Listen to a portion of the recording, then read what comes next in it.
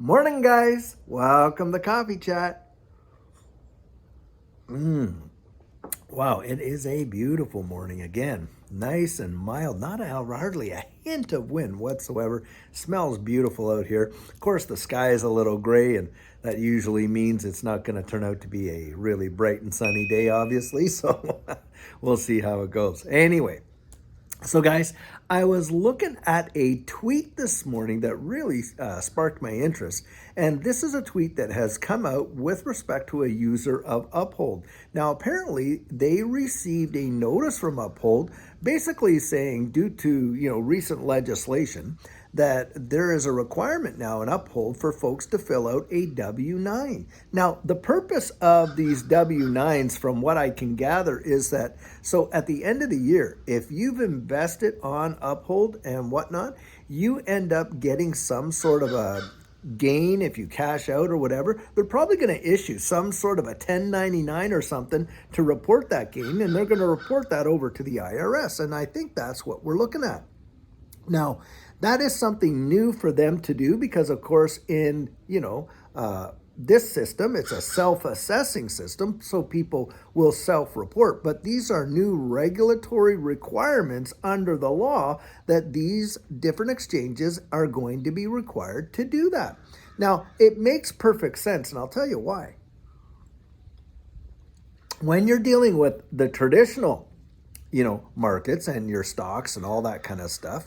Normally, when you sell, if you've experienced a gain or a loss or whatever, then you get an information slip from your brokerage basically highlighting that and itemizing exactly what your gain was and that, because of course when we file our taxes we are required to report all of those capital gains. Well, in a way, guys, I'm not too opposed to this because it says to me we're moving closer and closer to some sort of regulatory clarity and standardization in this space, and it's getting more and more adopted.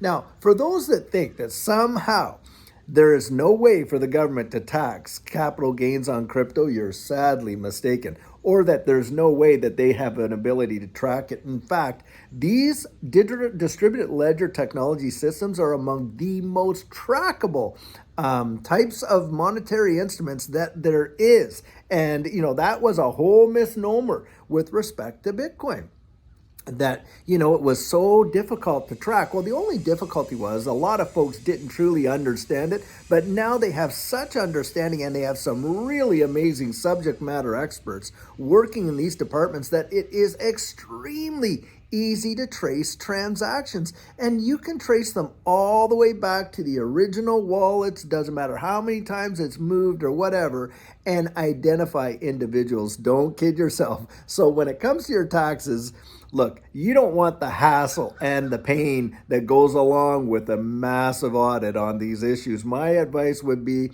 hey, just be upfront. Look, I said this to my brother-in-law. I put it out this way.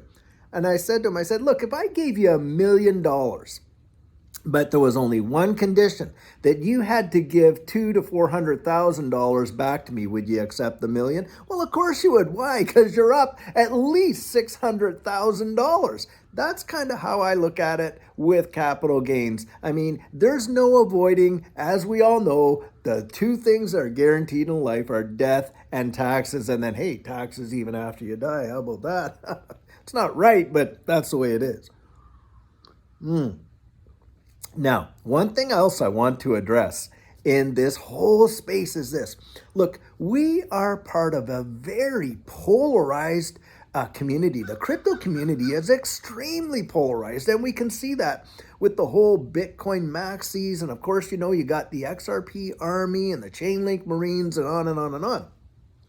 But this polarization of trying to see who's going to be the king of the hill, who's the most right, who's the this, who's the that, is really doing us an extreme disservice, because you got folks out there literally going out there and trying to tear one another apart. And it's pointless to me when I think of relationships and when I think of, just being involved with my fellow man. Look, I'd rather lose the argument and save the relationship any day. Because, look, The argument in some cases is just not worth it. Now, yes, there is a time to actually stand your ground and fight. We know that. Look, there's a time for war and there's a time for peace. I mean, that's even what the scripture says. So I get that and I understand that. But look, when it comes to this space, the whole idea of just tearing people apart, you get really deep into that, man, it just poisons your soul. And people have visceral hatred for one another, and I can't see in any capacity how that would be good when we're really talking about a space and an asset class that we're looking to see big time global acceptance and adoption and institutional application and on and on. It pays nobody good benefit to just be out there ripping people apart. Now, having said that, I think it's so vitally important that we address information relative to this space that is causing a lot of fear, uncertainty, and doubt in the marketplace. And it is important to get, hey, what is really going on here? What's clear? Vis-a-vis the video that I did last night on private and public ledgers.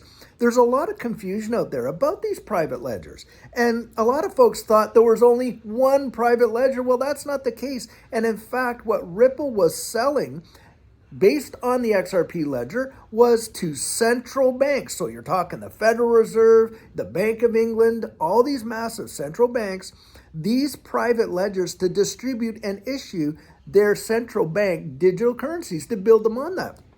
Now, some person wrote in the comments they didn't understand how it could be that, the private ledgers would be centralized, but the public ledger is decentralized. Well, guys, it's like this. With the private ledgers, they're specifically designed to be centralized because they're central banks. So you have a central bank authority that has basically control of every node right there. Whereas with this public ledger that we're all a part of with XRP, anybody, anywhere in the world with a computer can download the program and start a node for themselves. That is a decentralized network. But CBDCs and private ledgers aren't going to be like that.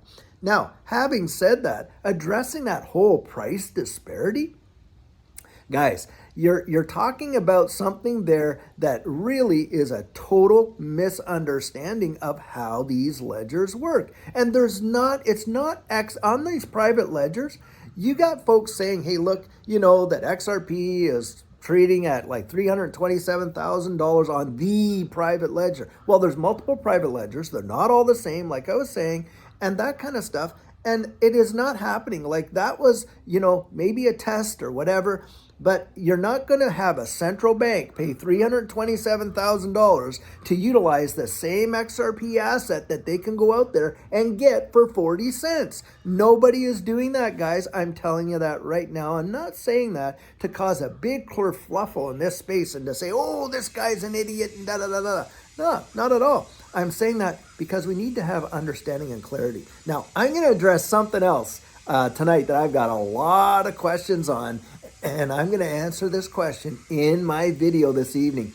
And that is how, because a lot of information is coming out there about shutting off your hardware wallets and delisting, those applications for XRP and XLM. And guys, I'm telling you, it's not what you think. I'm going to bring a lot of peace of mind to a lot of folks and explain specifically and address that question later on in our video this afternoon. So I hope that will help a bunch of folks. Now, hey, look, we've got all kinds of good things to be celebrating about this space. We are so early, and it is going to be what an amazing ride for us. And I think we all know that we can see a digital economy emerging in a big way, especially considering what we just reported yesterday's coffee chat of the Depository Trust and Clearing Corp and all of that and the tokenization of securities. We can see that.